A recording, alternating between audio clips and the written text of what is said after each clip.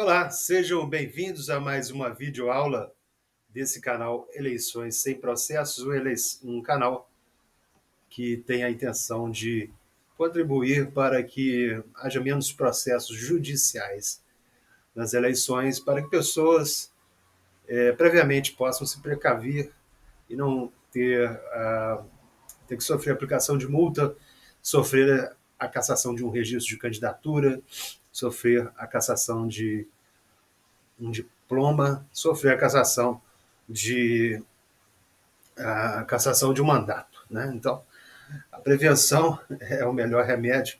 Eu tenho certeza que se a demanda for judicializada, apesar de nós termos uma legislação e uma regulamentação da lei eleitoral que está razoavelmente estabilizada, cada caso concreto é um caso e não sabemos a que fim ele pode chegar, não é verdade? Então, se você pelo menos seguir as instruções que estão contidas, principalmente nas resoluções do TSE atualizadas para esse ano, você vai estar como que seguindo um manual de boas práticas, um manual de como operar uma máquina que não vai dar errado, ok? Não vai te trazer prejuízo. Muito bem. Na última aula, que falamos sobre a propaganda eleitoral especificamente na internet. Depois de ter discorrido sobre as formas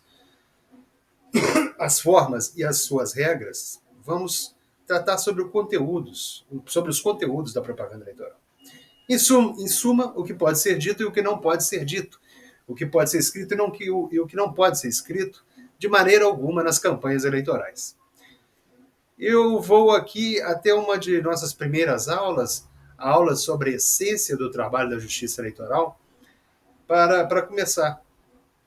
Naquela aula eu disse que, na essência, a justiça eleitoral é um órgão que a Constituição Federal, desde 1930, desde Getúlio Vargas, designou para fazer o enforcement da lei eleitoral. E ela tem por função garantir dois valores princípios que sustentam a democracia: a pacificação e a justiça da disputa pelo poder. Em outras palavras, a lei visa evitar o discurso violento, abusivo, e visa evitar fraudes e falsidades. Essas são as cautelas fundamentais, o norte para as normas, regras da propaganda eleitoral. Tenhamos em mente sempre que, na propaganda eleitoral, liberdade de expressão é a regra e a proibição de falas específicas, são exceções e devem estar bem expressas na lei ou na regulamentação da lei. A norma base do TRE sobre o conteúdo de propaganda eleitoral só pode, então, compilar o que já é exceção legal. Vistos os princípios, vamos às regras. 1. Não é tolerada a propaganda que veicule preconceito de origem, etnia, sexo, cor, idade, religiosidade, identidade de gênero, além de preconceitos contra pessoas com deficiência ou qualquer outra forma de discriminação. 2. Não é tolerada propaganda de guerra, de processos violentos, de quebra-quebra, para subverter o regime, a ordem política ou social. 3. Não é permitido propaganda que provoque animosidade entre as Forças Armadas ou contra elas, ou dessas contra as classes e as instituições civis. Pedir que as Forças Armadas, por exemplo, fechem algum dos poderes. 4. Não é permitido o incitamento de atentado contra pessoas ou bens. O famoso vamos quebrar tudo, né? 5. Não é permitida instigação de desobediência coletiva ao cumprimento da lei ou da ordem pública. 6. Não é permitida propaganda que implique oferecimento, promessa ou solicitação de dinheiro, dádiva, rifa, sorteio ou vantagem de qualquer natureza. 7. Não é permitida propaganda que perturbe o sossego público, com algazarra ou abuso de instrumentos sonoros, sinais acústicos inclusive aqueles provocados por fogos de artifício. 8. Não é permitida propaganda por meio de impresso ou objeto que pessoa inexperiente ou rústica possa confundir com moeda. Isso hoje em dia quase está em desuso, porque ninguém confunde isso, na verdade, né? Não é permitida propaganda que atrapalha a higiene pública. E, por fim, muito importante, propaganda que calunie, injurie ou difame pessoa, órgão público ou entidade que exerça autoridade pública. 11. Propaganda que desrespeite os símbolos nacionais. 12. Propaganda que desrespeite a condição de mulher e promova a sua discriminação em razão do sexo, mas também em razão da cor, da raça e etnia. Ok? Em resumo, essas são as regras, né? É claro que vamos encontrar um sem número de condutas, algumas já foram julgadas, estão na jurisprudência, e outras podem surgir ainda que se enquadrem nessas regras. Né? E a cada eleição, uma nova forma de propaganda que traga algum tipo de calúnia, injúria, difamação vai surgir. E a cada eleição, algum tipo de discurso violento, ou como está na moda dizer, discurso de ódio, surja, né? E quando esse tipo de discurso surge, ele está ofendendo o direito, ele se torna um ilícito eleitoral, ok? E ao se tornar um ilícito eleitoral, ele gera a proximidade de um processo eleitoral. Né? Pode ser um processo crime ou um processo civil. Né? Calúnia, injúria e difamação eleitorais são crimes. Mas a propaganda pode ser. Existe também o ilícito da propaganda irregular, né? Que torna quem veicule passível do pagamento de multa. Né? Então, a divulgação de inverdades, ela quase certamente trará consequências. Inúmeras ações podem ser ajuizadas quando um candidato diz inverdade sobre o outro, quando traz ofensas à reputação do outro, ou aquilo que o outro considera ser da sua honra, considera ser da sua imagem, que merece ser protegida. E aí nós vamos ter um sem número de processos que podem surgir em torno disso. Né? Nós temos, o primeiro deles, o direito de pedido de resposta. Né?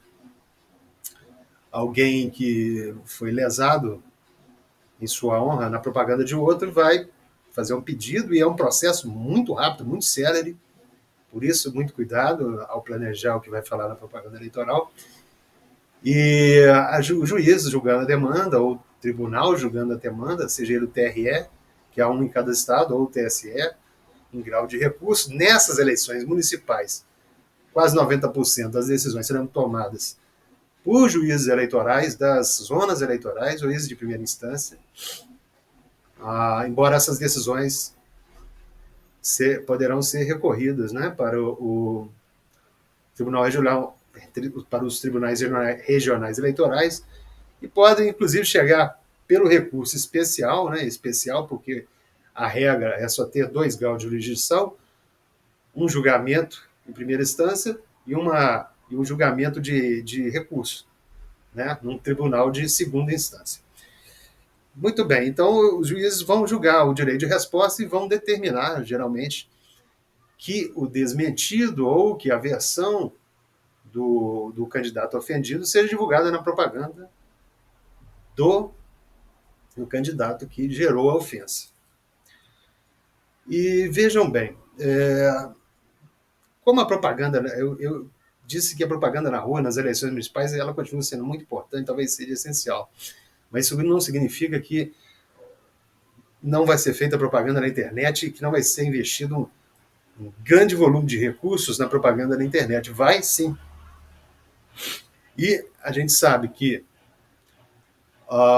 aquele candidato que usou um meio de muita visibilidade para a sua propaganda uma conta pessoal, uma conta de candidato, com muita visualização, ele vai ter que dar o direito de resposta nessa mesma conta, né? Então, e proporcional ao agravo, né? O tempo será proporcional ao tempo do agravo. As decisões são tomadas de forma muito rápidas, né? Então, muitas vezes, nem sempre, e aí a justiça eleitoral não pode ser acusada de errar, né, ou de ser injusta quando não tem o tempo suficiente para avaliar, né? Já que são períodos assim, 24 horas para a resposta e 24 horas para depois se dar a se dar se dar a resposta, né, no canal do candidato ofensor, né? Mas além do pedido de resposta, você pode ter aí uma aplicação de uma multa, né? A aplicação de uma multa pela propaganda eleitoral.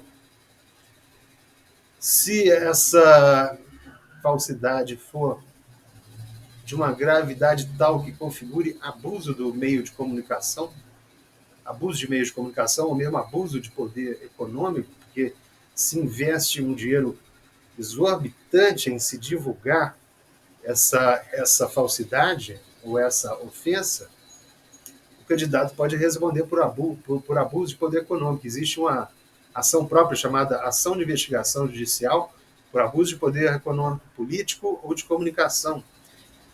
E, ao final do trâmite desse processo, pode-se chegar a uma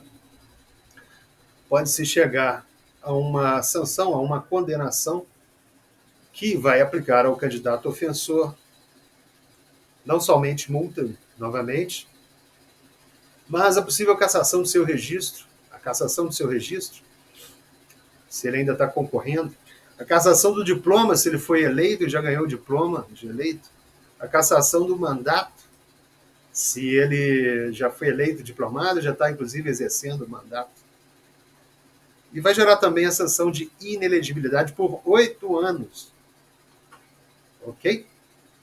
Então, muita atenção ao conteúdo da propaganda eleitoral. Eu pretendo voltar a este tema, o tema do conteúdo, enfatizando, sobretudo, o problema da desinformação na propaganda eleitoral, que nós temos ainda regras específicas que eu não tive tempo de tratar. Mas, com essa videoaula específica, eu encerro na nossa playlist o tema da propaganda eleitoral e começo a tratar já na próxima aula dos processos judiciais eleitorais específicos, né? Começo a tratar daquilo que esse canal pretende que seja evitado, o processo judicial eleitoral. E termino fazendo uma breve distinção, porque de tanto usar a palavra processo, pode ficar alguma confusão na cabeça de quem vir a assistir este vídeo. Ok? Processo é uma palavra que significa percurso, percorrer, série de etapas que alguém percorre. Ok? O processo eleitoral, quando eu falo processo eleitoral, eu estou falando do conjunto de etapas de uma eleição, que vai, como eu vi, desde o alistamento de eleitores, que é a formação e a consolidação da lista oficial de eleitores, da lista oficial de pessoas que podem votar, passando pelo final do prazo para o alistamento para a filiação partidária, que, aliás, se dá antes do fechamento da lista de eleitores, né?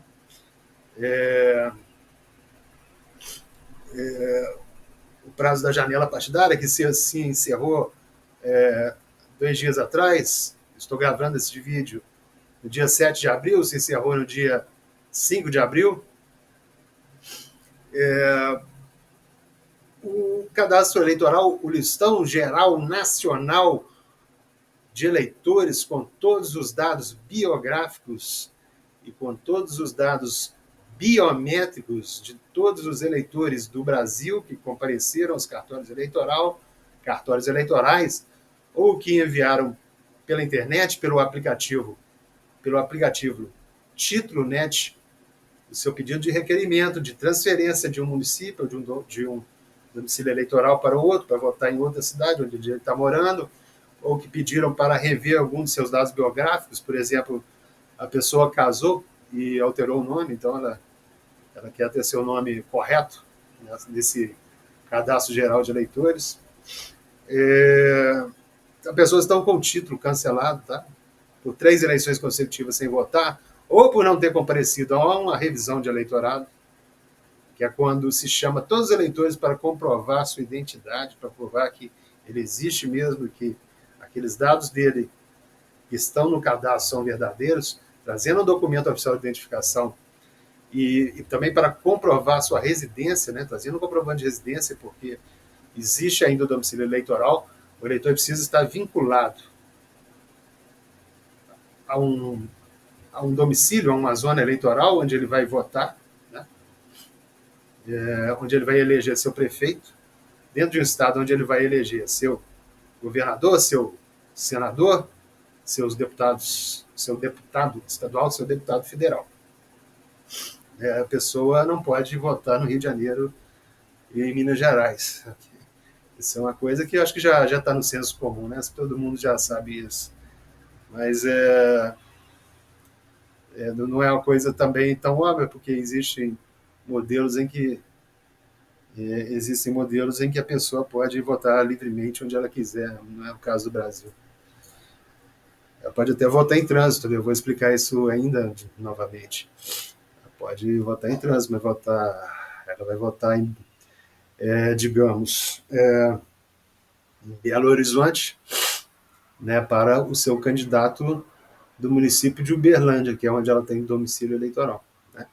Ela vai estar em Belo Horizonte, mas não vai votar para candidatos de Belo Horizonte. Ela vai estar votando em trânsito. Ok? Então, processo eleitoral é esse conjunto de etapas. Uma etapa importante para esse ano se encerra no dia 8 de maio. Ok? E depois virão outras etapas. Terá a etapa para os partidos oficialmente e obrigatoriamente realizarem convenções para definir seus candidatos, definir os números dos candidatos, etc., e prepararem o registro de candidatura. Haverá a etapa do registro de candidatura, haverá a etapa do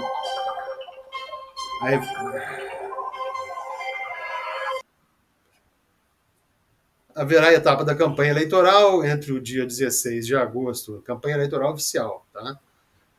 E a campanha eleitoral propriamente dita, porque já está ocorrendo uma campanha antecipada. Haverá o prazo da campanha, haverá o período da campanha eleitoral, que é justamente onde surge o maior número de processos judiciais eleitorais. Haverá depois o dia da votação, a proclamação dos eleitos, em primeiro e segundo turno. Haverá depois a prestação de contas e a diplomação dos candidatos. E aí se encerra o processo eleitoral, que é esse conjunto de etapas de uma eleição. Todo ele previsto em lei. Agora, quando eu falo em processo judicial eleitoral, que é a coisa que este canal espera ajudar que você evite, para que você seja poupado das sanções que podem decorrer desse processo judicial eleitoral, é nada mais do que um conflito de interesses que é levado à apreciação do juiz eleitoral. Ele pode ocorrer durante os 365 dias de todos os anos. Mas a tendência é um pico de processos que aparecem a partir do início da campanha oficial. Embora agora mesmo, certamente, juízes eleitorais já estão julgando processos relacionados à chamada pré-campanha eleitoral. Atos permitidos antes do início da campanha eleitoral e que tem que observar uma série de regras, eu já falei disso numa aula anterior. Né? Há crimes eleitorais que ainda não foram julgados, de eleições passadas que estão correndo aí. Há prestações de contas que ainda não não tiveram seu resultado. Ok? Então, na próxima aula, eu começo a falar disso, do processo judicial eleitoral de suas várias espécies, do processo eleitoral criminal, do processo eleitoral civil eleitoral e seus diversos subtipos. Eu agradeço a atenção de quem assistiu essa última videoaula sobre propaganda eleitoral. Eu convido a todos que assistam a toda a playlist e espero que acompanhem as informações que são postadas aí na descrição do canal, principalmente os links para as resoluções do TSE, porque é ali que está o manual das eleições, é a resolução do TSE. Embora eu vá fazer ainda um manual que torne mais compreensível de uma forma uma forma mais didática, mais pedagógica a lei eleitoral, porque eu confesso, leis e resoluções têm um formato que dificulta bastante a compreensão pelo cidadão médio, né? Dificulta até mesmo, não apenas os estudantes de direito, mas até mesmo juristas altamente experientes, altamente qualificados, têm dificuldade de interpretar o texto da lei, o texto das resoluções, quem diria o cidadão comum, né? Então, essa é uma das razões porque eu criei esse canal, quero facilitar o entendimento. Tem muita gente trabalhando com isso, tem muitos jornalistas que fazem um bom trabalho nesse sentido, tem as assessorias, as secretarias de comunicação dos tribunais eleitorais. Enfim, eu sou mais um que estou fazendo essa contribuição e espero que vocês continuem acompanhando o canal. Quem chegou nesse vídeo, quem chegou no canal através desse vídeo pela primeira vez, se inscreva, ative o sinal de notificações, compartilhe se assim achar que deve. E também, mais importante, deixe seus questionamentos para mim. Vamos conversar aí sobre a temática que eu estou trazendo, porque eu faço um resumo, eu faço uma síntese de cada tema das eleições, mas eu não consigo chegar em todos os casos concretos, não consigo chegar em todos os problemas e em todos os detalhes, né? E com as perguntas eu vou poder entrar nesses detalhes. Fiquem à vontade. Obrigado pela atenção. Ativem o sinal de notificação. Muito obrigado.